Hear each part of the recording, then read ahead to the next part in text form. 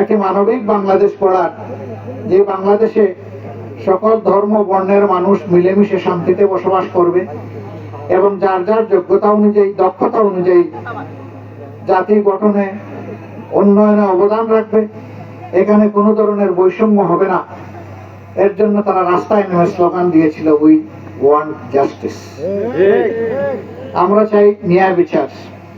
আমরা সেই ন্যায় বিচার প্রতিষ্ঠায় প্রতিজ্ঞাবদ্ধ।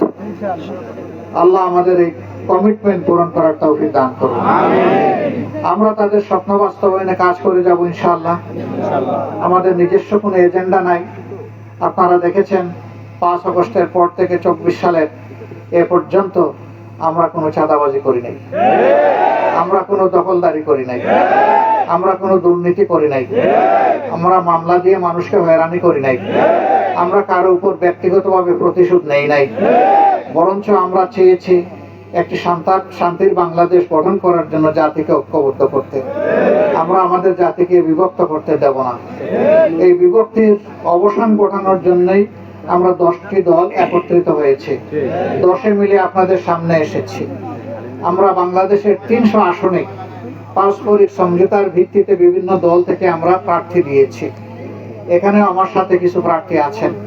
বিশেষ করে এই আসনে 10 দলের পক্ষ থেকে যাকে দেওয়া হয়েছে, একজন মুফাসসিরে কোরআন, বিশিষ্ট আলেমে দ্বীন, সারা বাংলাদেশের মানুষ যাকে মহব্বত করে, যাকে চিনে, সেই রকম একটা কণ্ঠ, একটা ব্যক্তিত্ব আপনাদেরই এক সন্তান আপনাদের কাছে আমরা দিয়েছি।